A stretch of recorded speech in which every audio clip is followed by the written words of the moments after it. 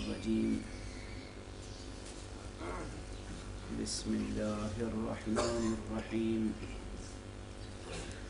الحمد لله رب العالمين والصلاة والسلام على أشرف الخلائق أجمعين سيد الأولين والآخرين إمام المرسلين وخاتم النبيين سيدنا وشفيعنا وحبيبنا وحبيب إله العالمين أبي القاسم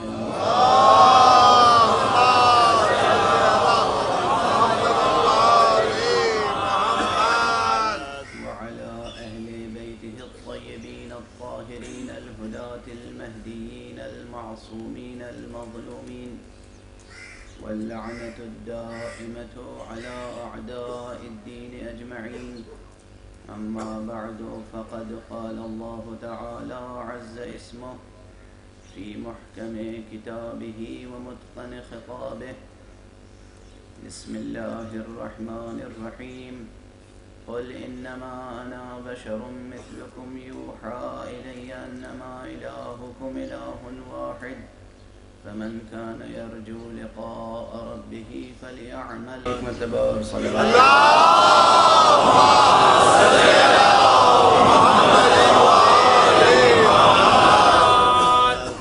برادران عزیز، اس عشر محرم الحرام میں ہمارا عنوان گفتگو ہے مقام ختم نبوت اور انسان۔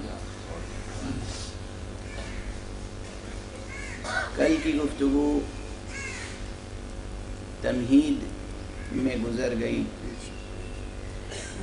لیکن تمہید میں بھی کچھ باتیں ضرور موضوع سے متعلق گزارش کی گئیں۔ اصل مسئلہ اس وقت سمجھنے سے تعلق رکھتا ہے، وہ یہ ہے کہ انسان چاہے کسی دور کا انسان ہے، چاہے وہ ہزاروں برس پہلے کا انسان ہو یا آج کا انسان ہو یا ہزاروں برس بعد آنے والا انسان ہو، وہ ضرورت نبوت سے بے نیاز نہیں ہو سکتا۔ واہ واہ واہ واہ واہ واہ سبحان اللہ سبحان اللہ۔ کبھی بھی انسانی معاشرہ،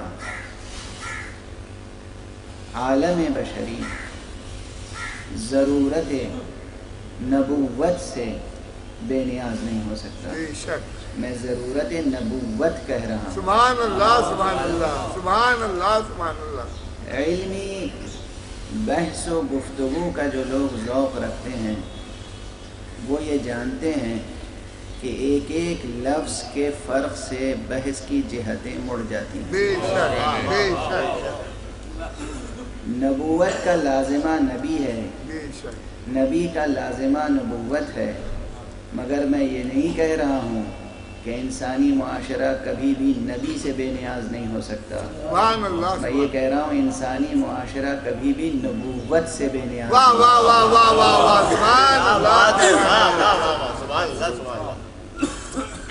نبوت سے بے نیاز نہیں ہو سکتا۔ بے شک اور اس عنوان کو ظاہر ہے کہ مقام ختم نبوت تک پہنچنے کے لیے سب سے پہلے ہمیں اصل نبوت پر گفتگو کرنی ہوگی، بے شک اس کے بعد ختم نبوت کی بات آئے۔ انشاءاللہ۔ لیکن اس پورے موضوع پر گفتگو کرنے کے لیے ہم نے تبرکاً اور تیمناً قرآن حکیم کی جس آیت کا انتخاب کیا ہے وہ سورہ مبارکہ کہف کی آخری آیت ہے۔ واہ واہ واہ سورہ کہف، قرآن مجید کے اسی سورے کی اس آخری آیت کا انتخاب میں نے اس لیے کیا کہ یہ ایام حسین ہیں۔ سورہ کہف کی تلاوت سر مبارک حسین نے نوک نیزہ پہ کی.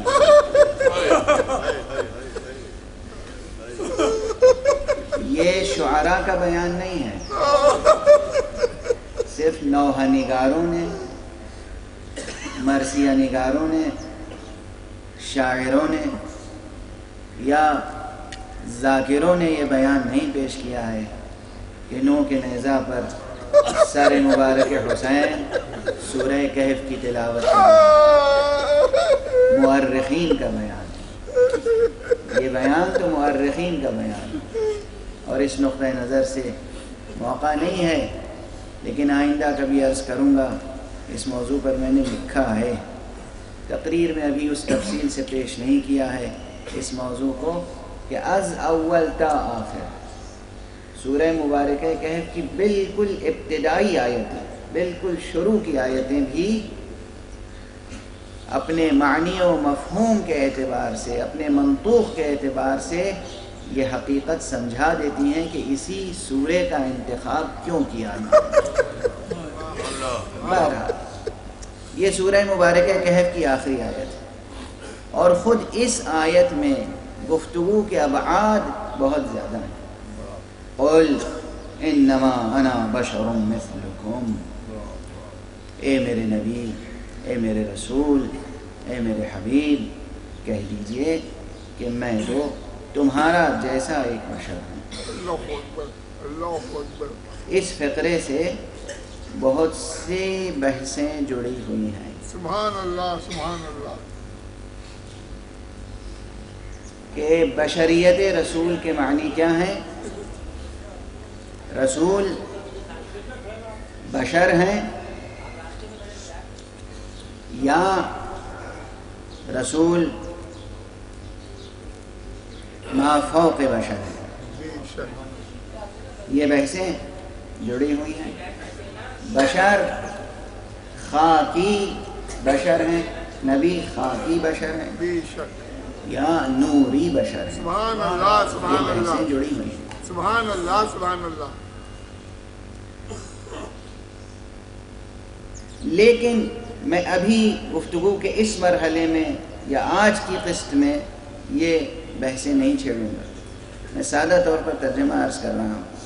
قل انما انا بشر مثلکم، کہہ دیجئے.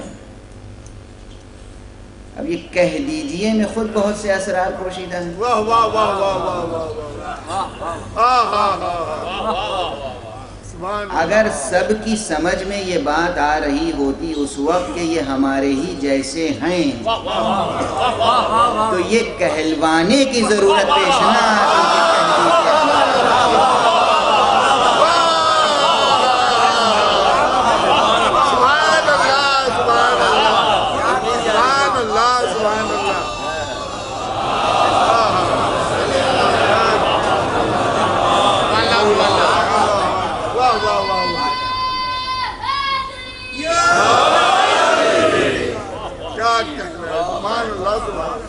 کہہ دیجئے کہ میں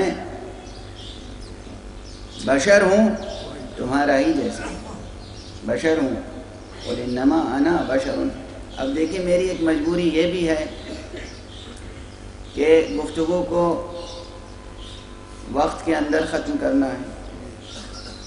میری دوسری مجبوری یہ ہے کہ گفتگو کو اس سطح پر رکھنا ہے کہ جس سے تمام سامعین فائدہ اٹھا سکیں. ورنہ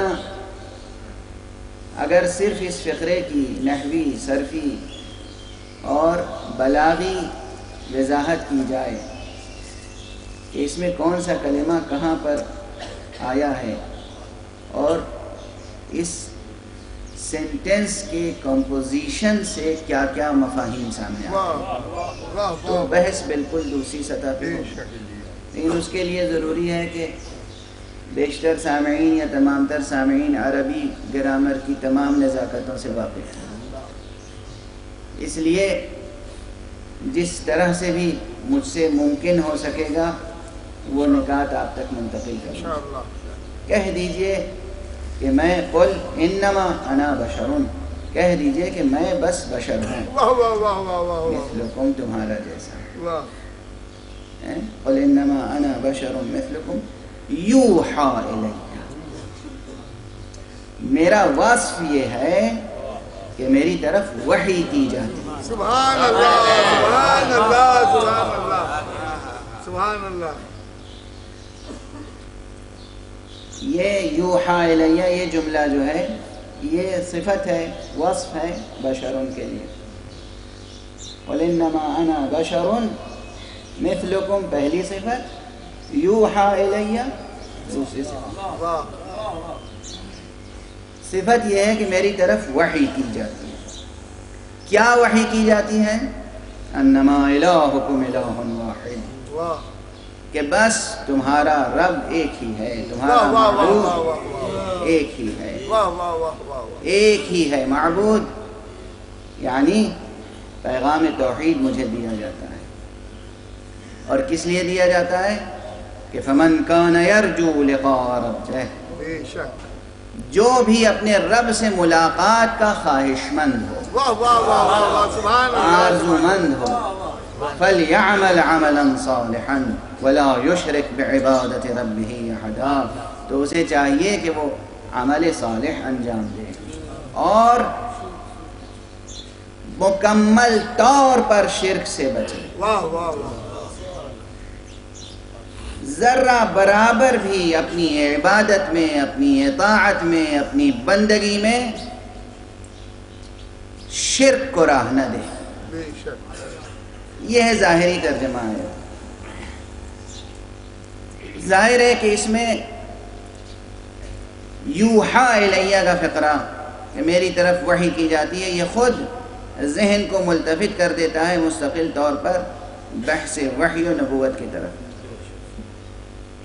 اگرچہ دوسرا فقرہ عمل صالح اور اس سے بھی پہلے فمن کان یرجو لقاء ربہ، عرفاء نے اس آیت کے ضمن میں لقاء رب کی گفتگو کی ہے۔ بے شک لقاء رب، پروردگار سے ملاقات ہے۔ یہ کوئی خصوصی ملاقات کی بات نہیں ہے، یہ منشور عمومی ہے، توجہ رہے، یہ منشور، یہ اعلان، یہ دعوت، یہ مژدہ عمومی ہے سب کے لیے، صرف مصطفیٰ جیسے انسانوں کے لیے نہیں ہے، صرف مرتضیٰ جیسے انسانوں کے لیے نہیں ہے۔ توجہ رہے، آپ کی ہمتوں کو للکار رہا ہوں۔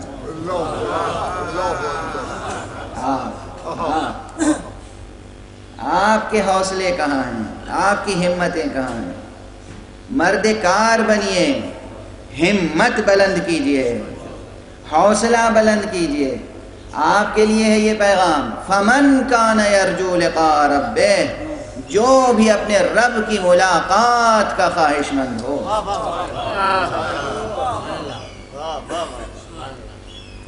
کیا فیضان ربوبیت ہے۔ مایوس نہ ہو، کسی قدم پر مایوس نہ ہو، بے شک زندگی کے کسی موڑ پر مایوس نہ ہو۔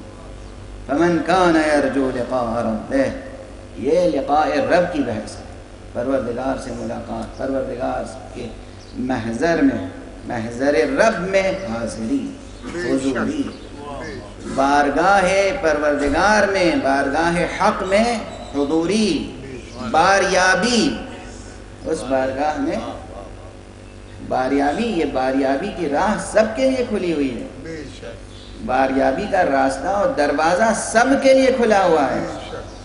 شرط کیا ہے؟ کیسے باریابی ہوگی؟ تبھی باریابی ہوگی جب اس کے پیچھے پیچھے چلے کہ جس پر یہ وحی نازل ہوتی ہے۔ واہ واہ واہ واہ واہ، کیا تقریر ہے، سبحان اللہ سبحان اللہ سبحان اللہ، وحی نازل ہوتی ہے واہ واہ واہ واہ، جو صاحب وحی بشر ہے۔ بے شک دیکھیے، ضرورت نبوت پر کل میں نے عرض کیا کہ اس گفتگو کا سیاق و سباق کیا ہے۔ ہر گفتگو کے لیے ایک فریم آف ریفرنس ہوتا ہے، عموماً جو لوگ بہت زیادہ ایکیڈمک بحثوں سے مانوس ہیں وہ جانتے ہیں کہ اس کے معنی کیا ہیں۔ ہر بحث کا ایک فریم آف ریفرنس ہوتا ہے، اس سے باہر گفتگو نہیں جانی چاہیے، تبھی وہ گفتگو معنی خیز ہوتی ہے۔ ممبروں کی گفتگو عام طور پر ممبروں کی گفتگو کو بس عمومی فن خطابت کا حصہ سمجھا جاتا ہے۔ عمومی فن خطابت کے تقاضے کچھ اور ہیں۔ بے شک عمومی فن خطابت کے تقاضے یہ ہیں کہ خطابت کی بنیاد صرف مشہورات و مقبولات پر رکھا جائے، یعنی جو مشہور باتیں ہیں، جو مشہور روایتیں ہیں، جن باتوں کو آلریڈی انسانی ذہن قبول کر چکا ہے، انہی پر گفتگو کا دار و مدار رکھا جائے۔ واہ بے شک یہ عام فن خطابت کا اصول ہے کہ خطابت کا خمیر جو اٹھتا ہے وہ مشہورات سے یا مقبولات سے جو باتیں قبول کر لی گئی ہیں ان پر۔ لیکن ممبر حسینی کی خطابت کے تقاضے کچھ اور ہیں۔ سبحان اللہ سبحان اللہ ماشاء اللہ۔ ممبر حسینی نہیں ہے، جیسے میں نے کل اس علم کے لیے کہا تھا، یہ علم عباس کہلاتا ہے، علم حسین کہلاتا ہے، پرچم حسینی کہلاتا ہے، مگر یہ ہے کیا در حقیقت؟ یہی پرچم اسلام ہے، یہی پرچم توحید ہے، یہی پرچم نبوت ہے۔ اسی طرح یہ ممبر کہلاتا ہے ممبر عزا، یہ ممبر کہلاتا ہے ممبر حسینی، مگر یہ ممبر ہے ممبر صاحب سلونی۔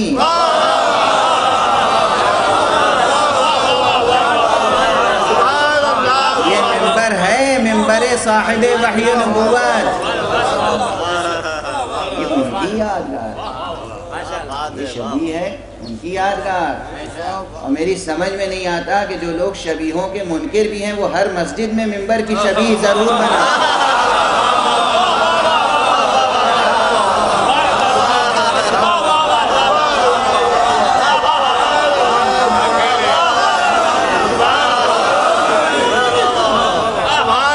سلامات پڑھ دیجئے۔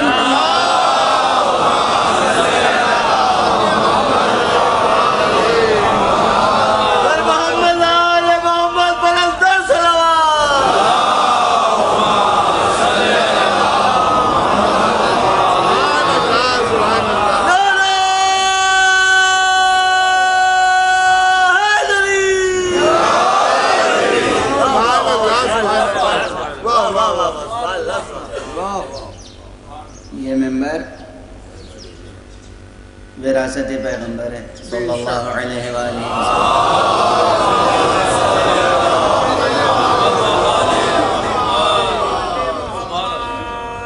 وہ تہذیب جو ہمیں ملی دربار نبوت سے، اس تہذیب کی جو خاص چیزیں ہیں، خاص علامتیں ہیں، ان میں سے ایک ممبر ہے۔ اور ہر مسجد کا ممبر دیکھ کر مجھے ممبر کی پوری تاریخ یاد آ جاتی ہے۔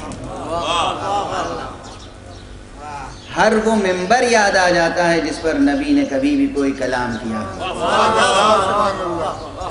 چاہے وہ پتھر کی چٹانوں سے بنایا گیا، چاہے وہ ریت کا ٹیلا ہو، چاہے وہ گجاووں کا ممبر ہو، تمام ممبر یاد آتے چلے۔ بے شک یہ ممبر دراصل وہ یادگار ہے کہ جو صاحب وحی و نبوت کی یادگار ہے، اس کی شبیہ ہے۔ تو اس ممبر پر جو خطابت ہو، اس خطابت کا معیار عمومی خطابت سے بہت مختلف ہونا چاہیے۔ بے شک اور اگر آپ اس جملے کو اس کی صحیح اسپرٹ میں قبول کریں تو میں عرض کروں کہ عام خطابت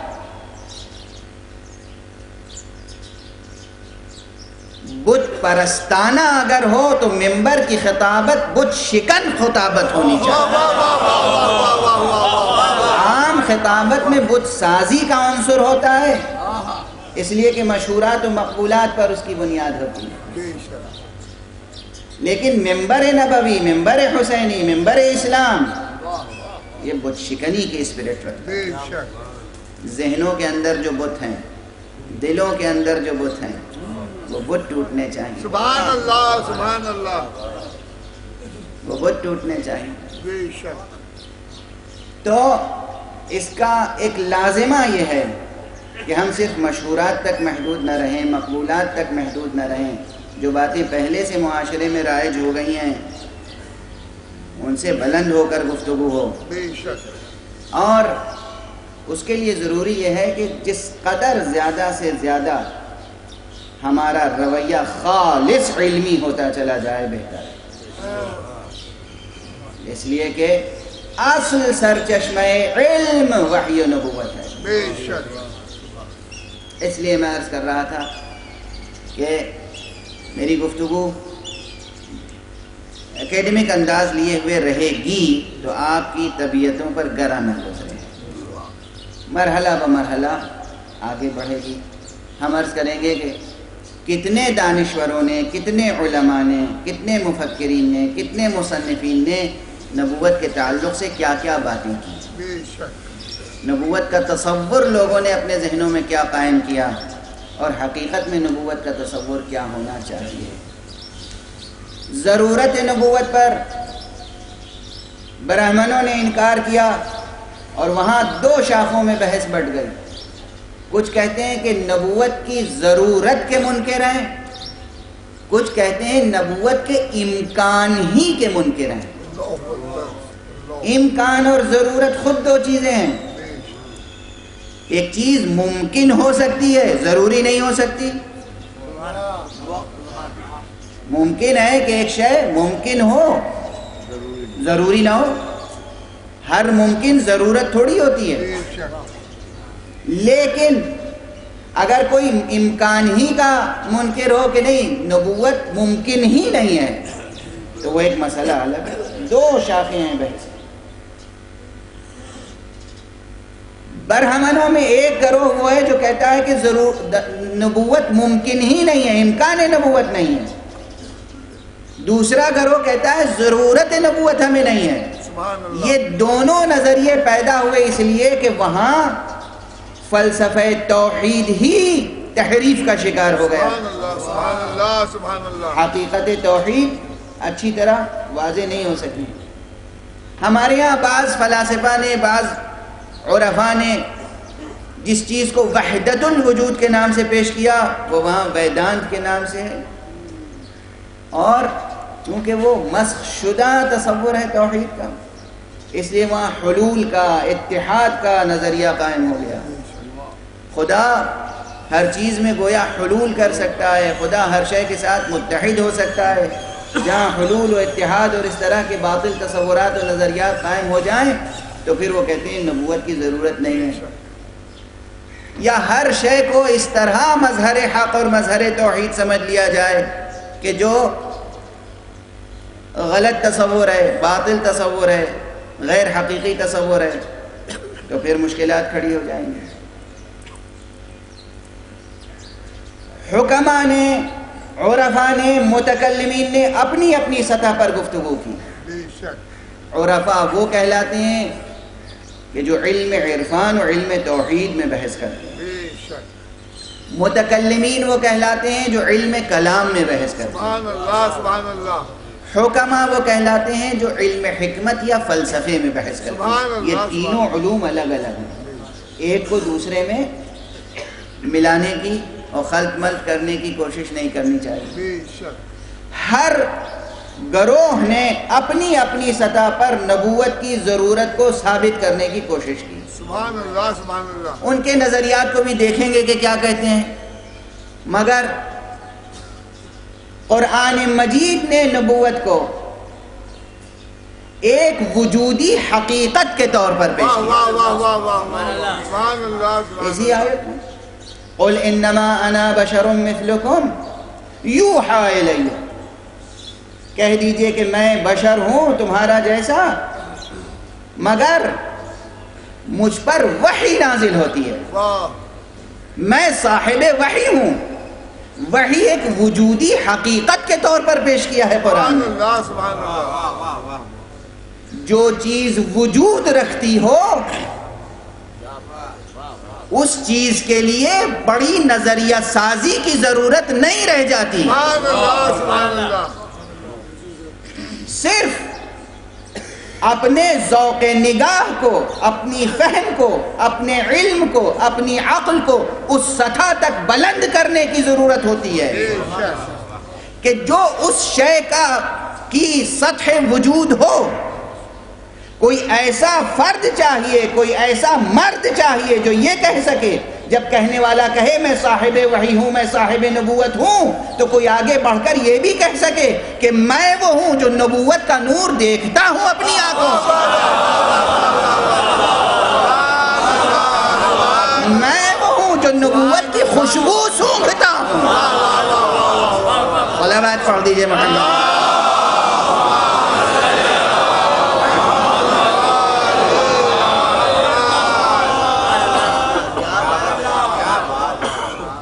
اب آپ پڑھ لیجیے جا کر نہج البلاغہ.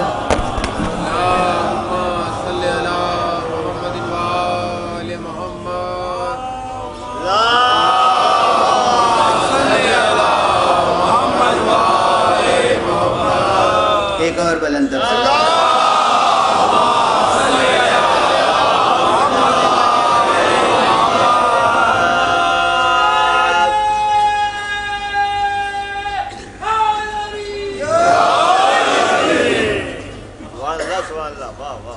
میں وہ ہوں کہ نبوت کی خوشبو سن. سبحان اللہ. سبحان اللہ. میں وہ ہوں کہ نبوت کا نور دیکھ. سبحان اللہ. سبحان اللہ.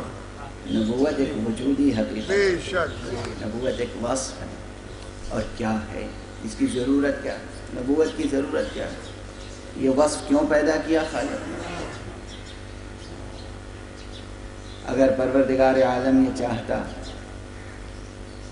کہ انسان اسی طرح اس کی اطاعت کرے جس طرح جمادات کرتے ہیں، تو پروردگار کے لیے کوئی مشکل نہ تھا. اگر پروردگار عالم یہ فیصلہ کر لیتا کہ انسانوں کو اسی سطح پر رکھنا ہے جس سطح پر صحرا کے ذرے، ریگ صحرا کی طرح یا پانی کے قطروں کی طرح یا پہاڑوں کی طرح انسانوں کو اپنا مطیع رکھنا ہے، جو مصلحت ان کے وجود سے وابستہ ہے وہ مصلحت پوری ہو کر رہے گی. سبحان اللہ. سبحان اللہ. دریا سمندر وجود رکھتے ہیں بے شک. جو اللہ کی حکمت ان سے وابستہ ہے، واہ واہ واہ. وہ حکمت پوری ہو کر رہے گی. بے شک. پانی خلق اس لیے کیا ہے کہ وہ آگ کو بجھا دے. پانی آگ کو بجھاتا رہے گا. پانی خلق اس لیے کیا ہے کہ پیاس کو بجھا دے، وہ پیاس بجھاتا رہے گا. جو بھی حکمتیں پانی سے وابستہ ہیں وہ پوری ہوتی رہیں گی. پانی کو یہ اختیار نہیں ہے کہ وہ پیاس بجھا تو سکتا ہو مگر نہ بجھائے.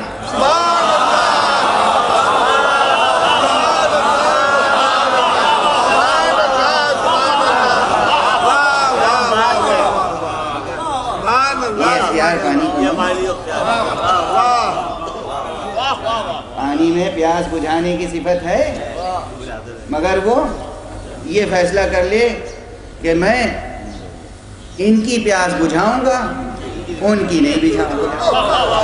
سبحان اللہ. سبحان اللہ. پانی کو یہ اختیار نہیں، یہ فیصلہ کرنے کا اسے حق.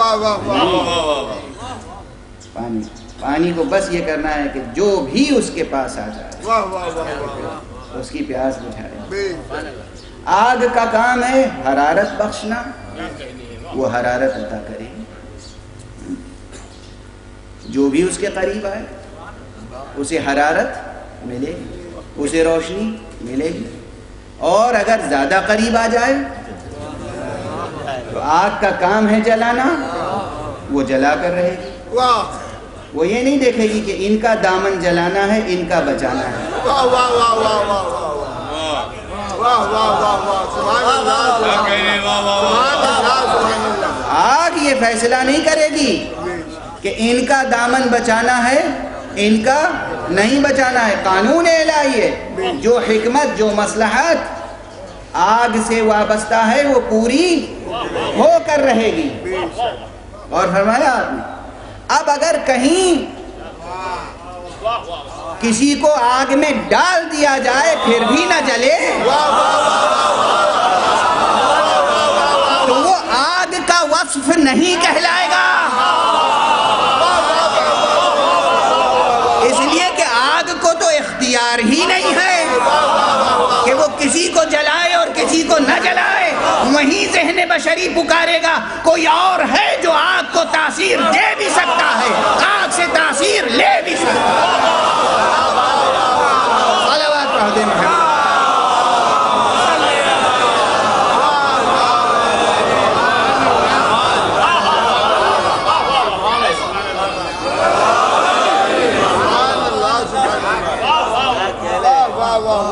اور فرمایا وہی ہے یہ جو معجزات ہیں نا، معجزات اسی لیے ہیں کہ معجزات صاحب منصب کو بھی پہچانواتے ہیں اور خالق کائنات حضرت حق سبحانہ وتعالی معبود برحق کو اسے بھی پہچانواتے ہیں۔ فوراً ذہن جائے گا کہ آگ تو یہ کام نہیں کر سکتی، آگ یہ تمیز نہیں رکھتی، آگ یہ فرق نہیں کر سکتی کہ ایک کا دامن جلائے اور ایک کا دامن نہ جلائے۔ پتھر کو زبان دے کر اس پہ مہر لگا دی گئی ہے، پتھر بول نہیں سکتا، اس میں تمیز نہیں ہے کہ ان سے بولیں گے یا ان سے، مگر اگر کسی کو دیکھ کر پتھر گویا ہو جائے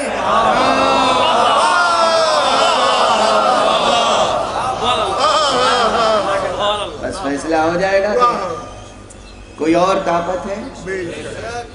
بہرحال جتنی چیزیں ہیں وہ سب جو حکمت جو مصلحت ان سے جڑی ہوئی ہے وہ اس حکمت اور اس مصلحت کو پورا کریں گے قہری طور پر، قہری طور پر وہ مصلحت پوری ہوگی۔ الا حضرت انسان، یہ انسان ہے جو فائدہ پہنچا سکتا ہے مگر نہیں پہنچا سبحان اللہ سبحان اللہ۔ یہ انسان ہے جو رحم کر سکتا ہے مگر نہیں کرتا، یہ انسان ہے جو مدد کر سکتا ہے مگر نہیں کرتا، یہ انسان ہے جو خیرات کر سکتا ہے مگر نہیں کرتا، یہ انسان ہے جو مساوات برت سکتا ہے مگر نہیں برتتا۔ یہ انسان انسان کو ارادہ دے کر اختیار دے کر اس منزل پر لایا گیا۔ اب آپ کہیں گے کیوں لایا گیا؟ بعض حضرات پوچھتے ہیں اس سوال کو بہت دوسری سطح پر، میں یہی ایک جملہ کہہ کر آگے بڑھ جاؤں۔ آپ خود فیصلہ کر دیجئے خدا را، آپ کو پتھر کی سطح پہ رہنا عزیز ہے یا انسان کی سطح پہ؟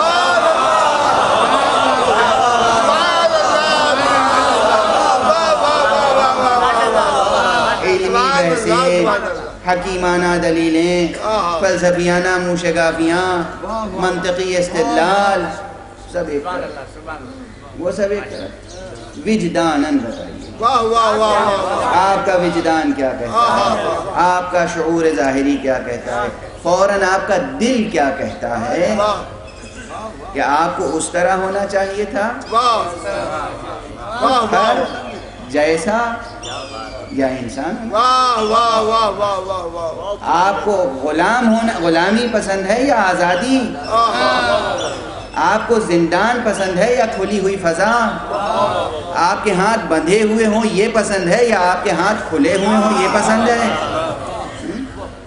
یہ لطف ہے اس کا، لطف کہ اس نے آپ کو ارادے اور اختیار سے سرفراز فرمایا۔ لیکن خود پروردگار عالم نے ایک اصول مقرر کیا ہے کہ جب کسی پر لطف کرو، احسان کرو، نیکی کرو تو پھر تھوڑی نیکی نہ کرو۔ سبحان اللہ کسی کے ساتھ سلوک کرو تو پورا سلوک کرو، ادھورا سلوک نہ کرو. تعلیم دی گئی ہے ہمیں حدیث نبوی صلی اللہ علیہ وآلہ وسلم.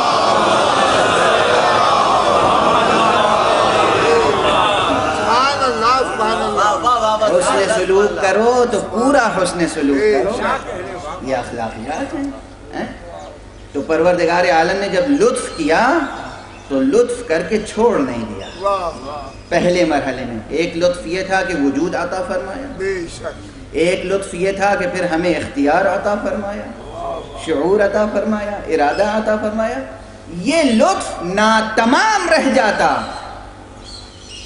اگر ارادہ اور اختیار دے دینے کے بعد پھر از راہ کرم یہ بھی نہ بتا دیا جاتا کہ ہم نے ارادہ تو دیا ہے تمہیں، اختیار تو دیا ہے تمہیں، مگر دیکھو اختیار کرنے کی راہ کیا ہے.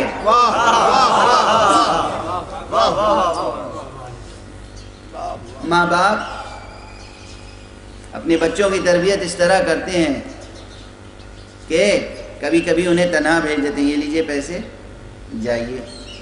جائیے کتابوں کا میلہ لگا ہوا ہے مثلا، دیکھ کے آئیے. مگر دیکھیے، یہ سن لیجئے کہ کتابوں کا انتخاب کیسے کرتے ہیں.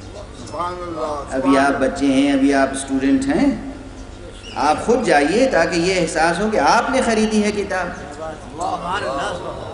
یہ نہیں کہ پاپا نے خرید کے دے دی، بابا نے خرید کے دے دی. آپ اپنے شوق سے، اپنے ذوق سے کتاب خریدیے، مگر یہ بتائے دیتے ہیں کہ کتاب کو چنا کیسے جاتا ہے، انتخاب کیسے کیا جاتا ہے. پہلے موضوع دیکھیے گا، اور پھر صرف موضوع ہی نہ دیکھیے گا. عموماً یہ ہوتا ہے کہ اب آج کل ہر موضوع پر کوئی بھی لکھ دیتا ہے.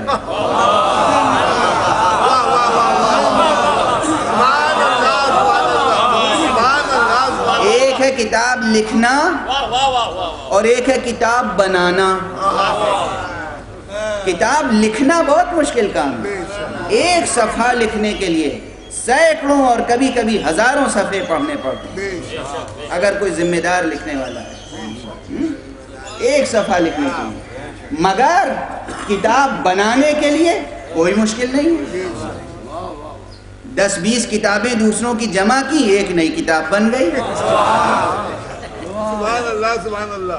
اور کبھی کبھی تو کتاب بنانے والوں کو اتنا بھی شعور نہیں ہوتا کہ کٹ پیسٹ کرنا کیسے ہے، کہاں سے اقتباس لینا ہے، کتنا اقتباس لینا ہے، جملہ بندی درست ہوئی یا نہیں ہوئی، گرہ صحیح لگی یا نہیں لگی، چول بیٹھی یا نہیں بیٹھی.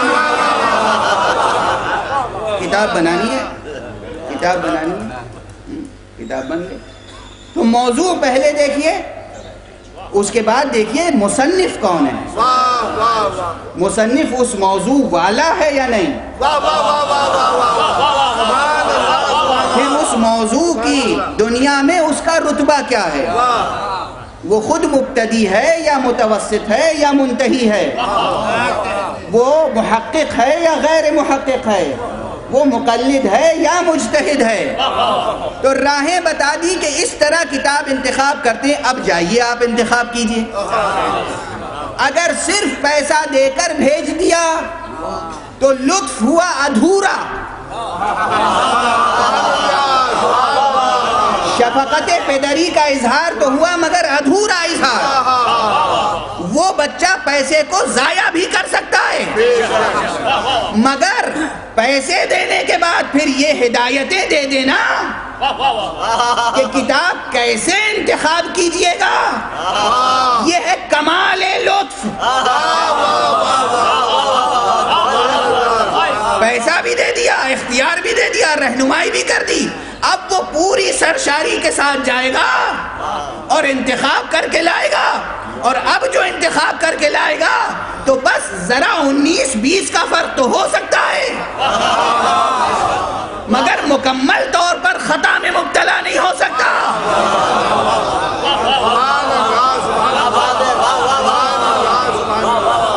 مکمل طور پر وہی خطا میں مبتلا ہوگا جو فرما بردار نہ ہو.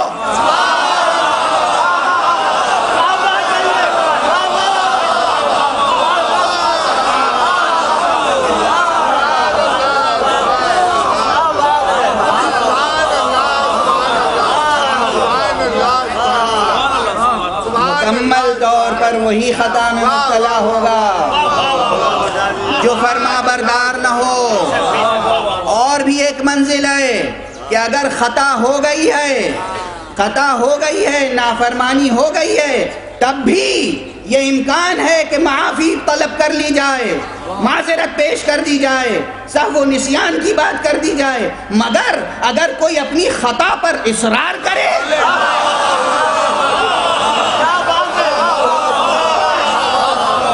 خطا ہی کو اپنا سرہ امتیاز سمجھے، کوئی کہے کہ ہوگی وہی آپ کے پاس، ہمارے پاس بھی خطا اجتہادی ہے،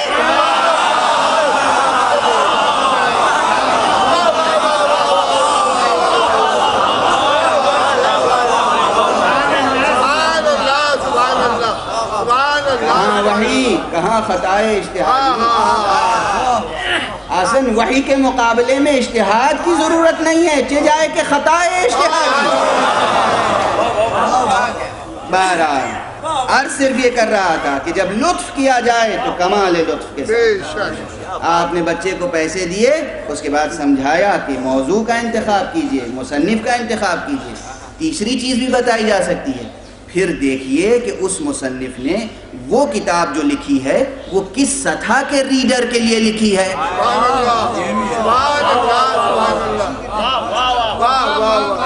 اس کی زبان کیسی ہے۔ ایک ہی مصنف اگر وہ محقق اور منتہی ہے اپنے میدان کا تو ممکن ہے کہ اس نے پرائمری اسکول کے بچوں کے لیے بھی لکھا ہو، اس نے ہائی اسکول کے بچوں کے لیے بھی لکھا ہو، اور گریجویشن اور ماسٹرز کے اسٹوڈنٹس کے لیے بھی لکھا ہو، مگر ایک مصنف ہونے کے باوجود ہر سطح کے اسٹوڈنٹ کے لیے اس کی زبان مختلف ہوگی۔ کتاب اٹھا کر دیکھیے گا، آپ کی سمجھ سے مطابقت رکھتی ہے اس کتاب کی زبان یا نہیں۔ اپنی سطح سے بلند ہو کر اگر پڑھنا چاہا تب بھی غلطی ہو سکتی ہے۔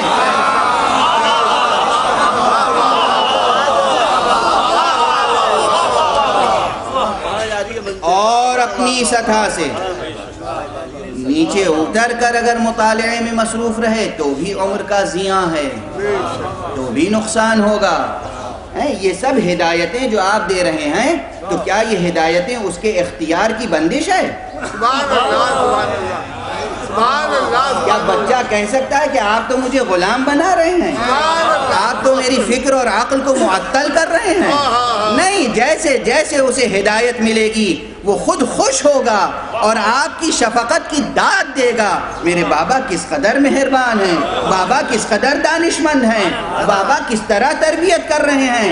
ایک بچہ اگر باپ سے ہدایتیں پائے تو شکر ادا کرتا ہے۔ کیسی ہے وہ امت جو نبی سے ہدایت پائے اور شکر ادا نہ کرے؟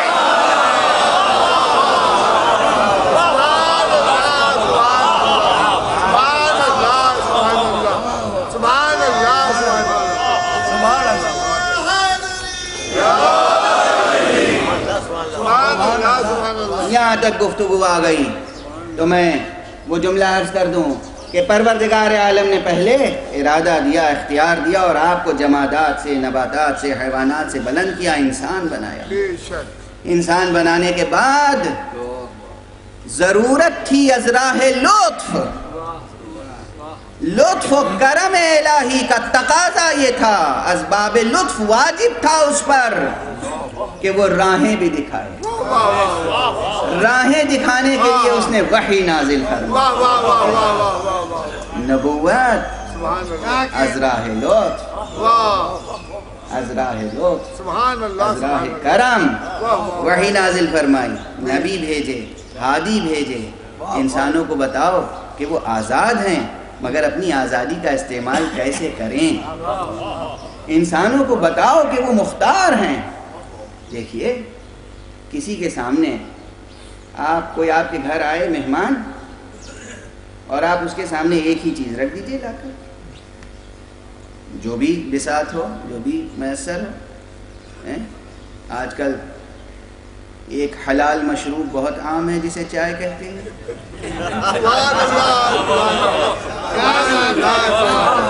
آپ نے چائے بنائی لا کے رکھ دی، چائے لا کے رکھ دینے کے معنی دونوں ہو سکتے ہیں، یا تو آپ اپنی مجبوری کا اعتراف کر رہے ہیں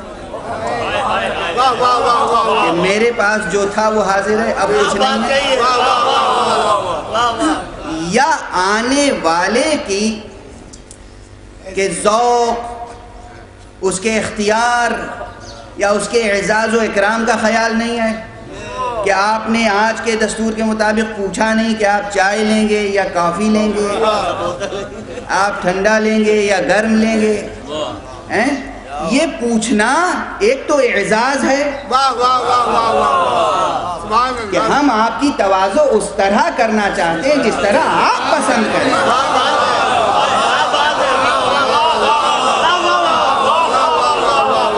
اگر اخلاقی قدریں ہیں تو یہ باتیں اچھی لگتی ہیں، اگر سرمایہ کا اظہار ہے تو بری لگتی ہیں.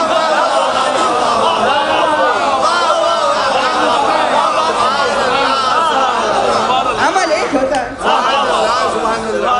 ایک ہوتا ہے بظاہر، اس کے اندر جو اسپرٹ ہے، جو روح ہے، روح عمل، وہ نیت سے تعلق رکھتی ہے. اگر کوئی مہمان آیا اور آپ نے پوچھا جناب کیا لیں گے، یہ بتائیے، ہندوستان سے آیا ہوا لیچی کا جوس پیش کروں یا امریکہ سے لایا ہوا کوئی اور مشروب پیش کروں یا پاکستان کا بنا ہوا یہ مشروب پیش کروں، تو اس کے معنی یہ ہے کہ ماشاءاللہ آپ اپنے سرمایہ کا اظہار کر رہے ہیں. اور اگر یہ ہے کہ آپ کیا پسند کریں، تو ایک تو اس کا اعزاز ہے اور دوسری اس کو صاحب اختیار قرار دینا ہے.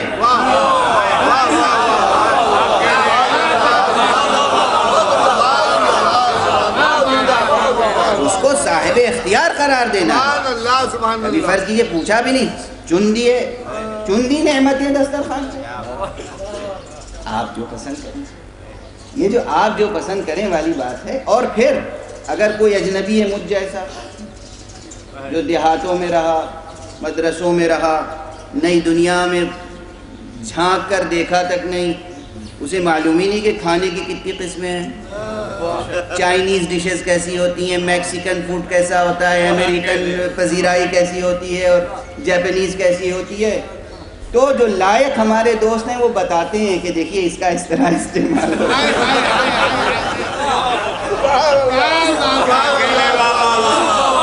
یہ جو بتانے کا طریقہ یہ بھی اسباب لطف ہے. یعنی ہم آپ کی تواضع بھی کرنا چاہتے ہیں، پورے اعزاز کے ساتھ اختیار بھی دینا چاہتے ہیں، فوائد بتا دیتے ہیں، نقصانات بتا دیتے ہیں.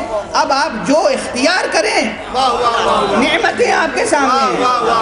پروردگار عالم نے یہ کائنات بنائی، کائنات بنانے کے بعد امکان در امکان، امکان در امکان، امکان در امکان نہ جانے کتنی نعمتیں پنہا کر دی، اور اس کے بعد یہ ساری نعمتیں انسان کے لیے وقف کر دی.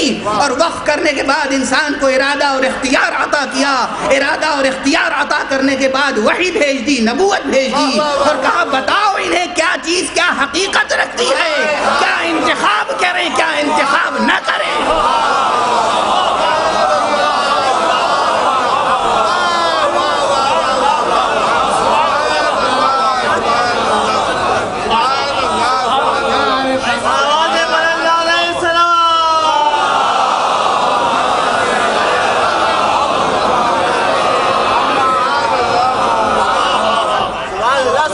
یعنی یہ یاد رکھیے گا، نبوت عقل بشری کو سلب نہیں کرتی، پروان چڑھاتی ہے. نبوت اختیار بشری کو سلب نہیں کرتی، اختیار کی تربیت کرتی ہے، اختیار کو پروان چڑھاتی ہے. تم افتخار کرو، فخر کرو کہ تمہیں شرف نبوت سے نوازا گیا. نبی کی ہدایت ملی آپ کو، اس پر شکر کا سجدہ. وحی نازل. ایک مرحلہ اور بس ایک دو جملے میں عرض کروں، چونکہ خود میرے معین کردہ وقت کے مطابق وقت ختم ہو چکا ہے. ہمارے بانی اعضاء کی خواہش تو یہ ہوتی ہے کہ پورا عشرہ ایک ہی دن پڑھ دوں، لیکن بہرحال میری اپنی صحت کی مجبوریاں ہیں، میری آواز کی مجبوریاں ہیں، تو مجھے اپنی طبیعت پہ لگام لگانی پڑتی ہے. بہرحال ایک مسئلہ ہو، ذرا ایک قدم گفتگو آگے بڑھتی. نبوت ہمارے ارادے کے لیے ایک خراج تحسین ہے. نبوت ہمارے اختیار کی کو پروان چڑھانے کے لیے ایک لطف کبریائی ہے. لطف کبریائی ایک کرم الہی ہے. اور اس سے ایک مسئلہ اور حل ہوتا ہے، بہت بڑا مسئلہ. اور وہ مسئلہ یہ ہے کہ انسان کے پاس عقل ہے، انسان کے پاس نفس ہے، انسان کے پاس خواہشات ہیں، انسان کے پاس اختیار ہے. اگر ہر انسان معاشرے انسانی کی تنظیم اپنی خواہشات کے مطابق کرے تو کبھی امن برقرار نہیں ہو سکتا.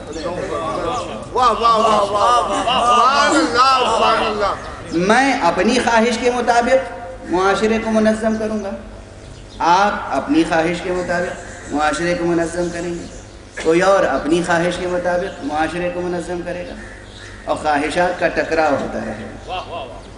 خواہشات کا ٹکراؤ ہوتا رہے گا، بے امنی رہے گی، جنگ رہے گی، بے چینی رہے گی، فساد رہے گا. اور اس لیے ضروری یہ ہے کہ ہم اپنی خواہش، اور جو اپنی خواہش سے گفتگو کرے وہ کبھی نہ تو نبی بن سکتا ہے، نہ نبوت کے قریب پہنچ سکتا ہے. کبھی نہیں. اسی لیے وحی نازل کی گئی، کہا گیا قل انما انا بشر مثلکم یوحی الی. ہماری طرف وحی آتی ہے، اور وحی آتی ہے کس شان سے؟ وما ينطق عن الهوى ان هو الا وحی یوحی. یہ وہ ہے کہ جو اپنے ہوائے نفس سے کوئی گفتگو ہی نہیں کرتا، اپنی خواہش نفس سے کوئی گفتگو نہیں کرتا.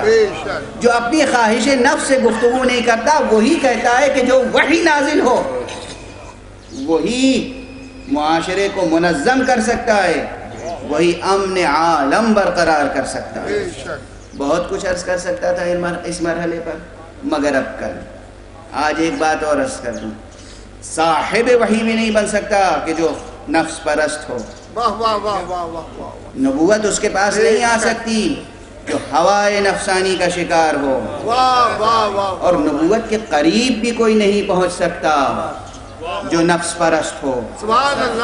اسی لیے نبوت کی جانشینی اسے ملتی ہے، نبوت اسے ملتی ہے جو ہوائے نفس رکھتے ہوئے بھی، نبوت اسے ملتی ہے جو نفس رکھتے ہوئے بھی ہوائے نفس سے کام نہ لے، وہ نبی ہوتا ہے. اور وصی نبی وہ ہوتا ہے کہ جو نفس رکھتے ہوئے اپنا نفس ہی فروخت کر دے.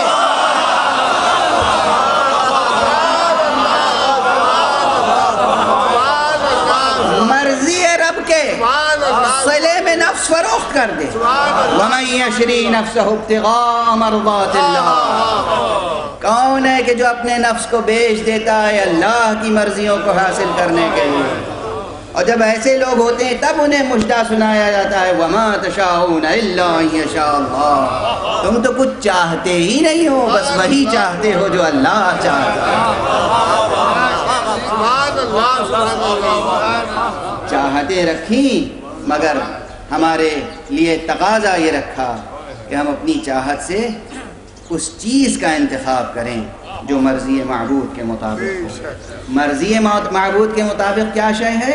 وہی شے ہے جو ہمارے لیے مفید ہے، جس میں ہمارے مستقبل کی حفاظت ہے، جس میں ہمارا انجام بخیر ہو سکتا ہے. وہی مرضی معبود ہے، ورنہ معبود کی مرضی اس کے علاوہ کچھ نہیں ہے، اس کے علاوہ کچھ نہیں ہے.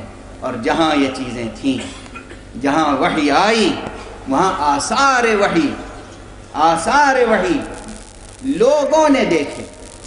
ابھی میں نے دوران تقریر ایک جملہ کہا تھا کہ دیکھنے والا ایسا بھی تھا جس نے کہا کہ ہم تو وحی کا نور دیکھتے ہیں، ہم تو وحی کی خوشبو سونگھتے ہیں، نبوت کی خوشبو محسوس کرتے ہیں. لیکن فرزند رسول حضرت ابو عبداللہ الحسین، یہ مدینے سے مکے اور مکے سے کربلا جب جا رہے ہیں تو ایک مقام پر ایک شخص ملا. معلوم ہے اس سے جملہ کیا کہا یار؟ کہا کاش میرے بھائی تم مجھے مدینے میں ملے ہوتے تو میں اپنے گھر میں تمہیں جبرائیل کے آنے کے آثار دکھاتا.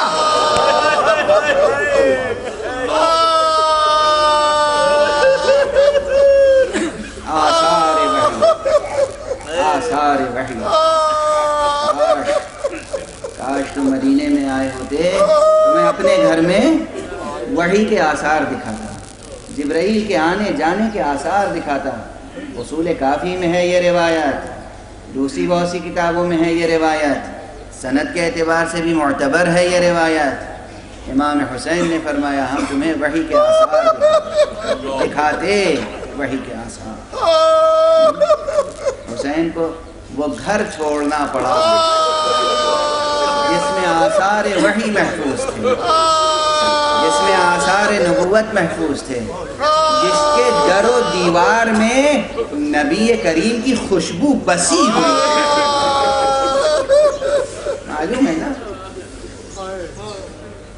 سیرت کی کتابوں میں, شمائل کی کتابوں میں محفوظ ہے حضرت صلی اللہ علیہ وآلہ وسلم کے وجود مبارک و مقدس میں وہ خوشبو تھی, وہ نکھت تھی کہ آپ کسی راستے سے گزر جاتے تھے تو کئی دنوں تک لوگ خوشبو محسوس کرتے تھے. ادھر سے اللہ کا رسول گزرا ہے, اس گھر کا کیا عالم ہوگا جس میں رسول رہتے تھے, اس گھر کا کیا عالم ہوگا جس میں صبح و شام رسول آتے تھے, اس در کی کیا کیفیت ہوگی جس در کو پکڑ کے, چوکھٹ کو پکڑ کے رسول روزانہ صبح کی نماز سے قبل کہتے تھے السلام علیکم یا اہل البیت, اے اہل بیت تم پر سلام. یہ روایت اجرکم علی اللہ. وہ چوکھٹ, ہم جب مدینے جاتے ہیں تو بے اختیار جی چاہتا ہے چوکھٹ کو بوسا دیں. کیوں؟ یاد آ جاتی ہے وہ چوکھٹ جس چوکھٹ پہ حضور نے ہاتھ رکھ کر کہا تھا السلام علیکم یا اہل البیت. حسین کو یہ غم رہا کاش تم مدینے میں ملے ہوتے تو ہم تمہیں وہ آثار دکھاتے جو آثار جبرائیل کے آنے جانے کے آثار تھے, وحی کے آثار تھے. اور یہ بھی کل عرض کر چکا کہ خود جو مدینے میں تھے ان کو آثار نبوت کس طرح دیکھا, جناب ام سلمہ سے کس طرح رخصت ہوئے, جناب ام سلمہ سے کس طرح رخصت ہوئے. جناب ام سلمہ کے پاس پہلے سے وہ مٹی موجود تھی, وہ تربت جو جبرائیل نے پیغمبر کو دی تھی, پیغمبر نے جناب ام سلمہ کو دی تھی.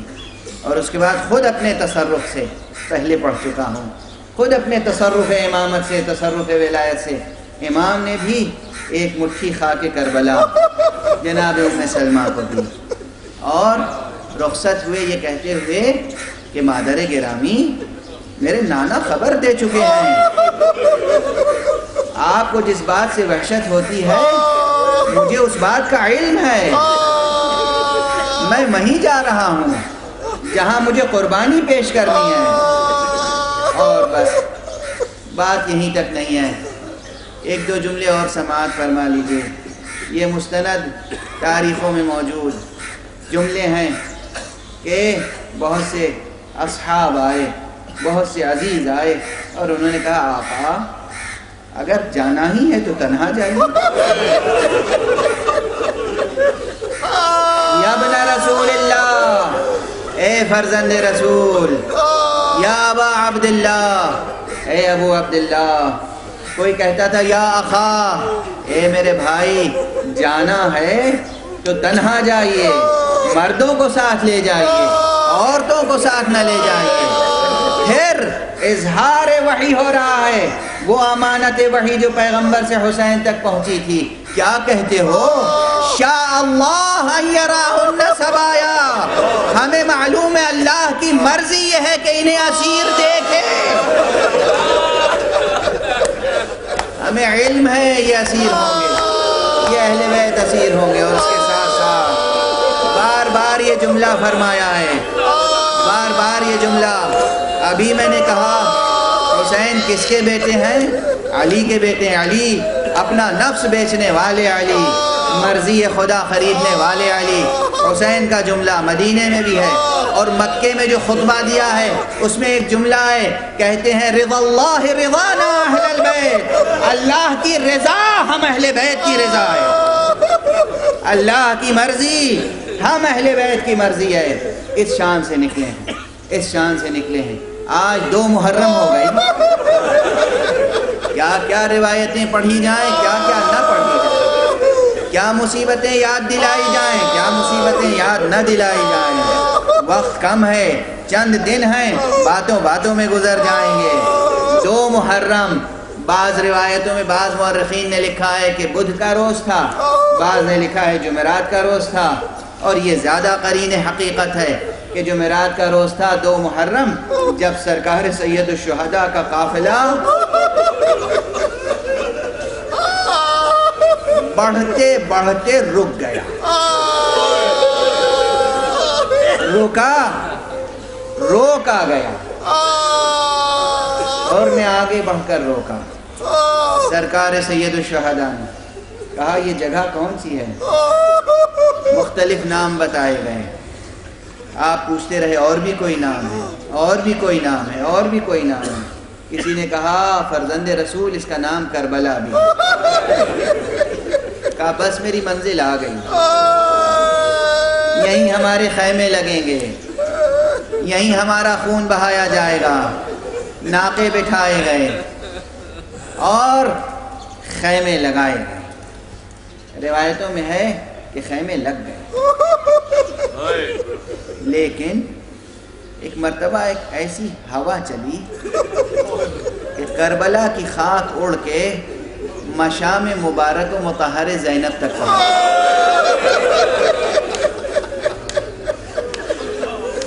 وہ غبار جو بی بی کے چہرے پر پڑا، وہ غبار جو بی بی کے مشام مبارک تک پہنچا، بی بی نے ایک مرتبہ روتے ہوئے کہا کہ کوئی میرے بھائی کو تو بلا دے۔ ادھر بی بی اپنے خیمے کے دروازے تک آئی تو دیکھا کہ سرکار سید الشہداء تلوار صاف کر رہے ہیں، سیقل کر رہے ہیں، کبھی ٹہلتے ہیں اور چند اشعار اپنی زبان پر پڑھ رہے ہیں کہ جن اشعار کا مضمون یہ ہے کہ اس میں حزن و علم ہے، موت کا تذکرہ ہے، موت کا تذکرہ ہے۔ موقع نہیں ہے کہ میں وہ اشعار آپ کو سناؤں، وقت گزر چکا، وقت گزر چکا، 1 ساعت گزر چکی۔ بس وہ اشعار سنے، وہ مضمون سنا، اور اس کے بعد بھائی کو بلایا۔ بلانے کے بعد کہا بھیا یہاں عجب خوشبو ہے، اس مٹی میں، اس سرزمین پر عجب خوشبو ہے، عجب کیفیت ہے، وحشت ہو رہی ہے، میرا دل مضطرب ہے۔ سرکار سید الشہداء نے، علی کی بیٹی تھی زینب کے اوپر ذمہ داریاں بھی آنے والی تھیں، اس لیے کچھ چھپایا نہیں، کہا بہن زینب ارے یہی کربلا ہے، یہیں ہم ذبح کیے جائیں گے، یہیں ہمارے بچے ذبح کیے جائیں گے۔ بی بی نے یہ سنا اور سننے کے بعد مدینے کا رخ کیا، واہ محمدہ واہ علیہ۔ کہا بھیا ارے میں نے بچپن سے آج تک کتنی مصیبتیں دیکھی، رسول اللہ کی وفات دیکھی، اپنی مادر گرامی فاطمہ زہرا کی وفات دیکھی، میں نے اپنے بابا کی وفات دیکھی، میں نے بھائی حسن کا جنازہ اٹھتے ہوئے دیکھا، بھیا اب اپنی سنانی نہ سناؤ۔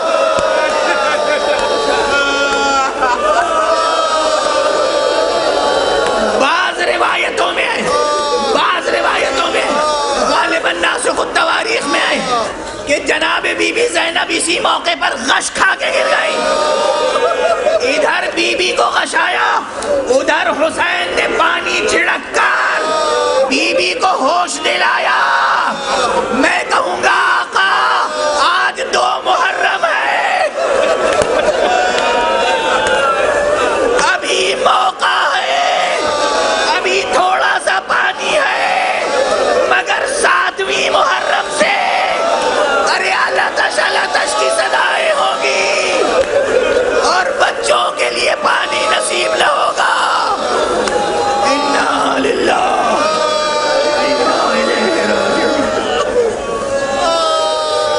رضا بقضائه وتسلیما لأمره.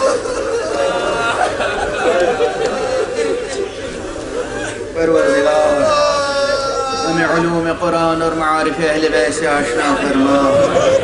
معبود ہمیں برکات نبوت سے متمتع اور مالا مال فرما. پروردگار ہمیں فیضان ربوبیت سے مستفید فرما. معبود انسانوں کی بھلائی کر. پروردگار مسلمانوں کو تہذیب آل محمد کے سانچے میں ڈھال دے. معبود انسانیت کراہ رہی ہے، ولی آخر کو اذن ظہور عطا فرما اور ان کے ہاتھوں سے اپنی رحمت کا پرچم دے.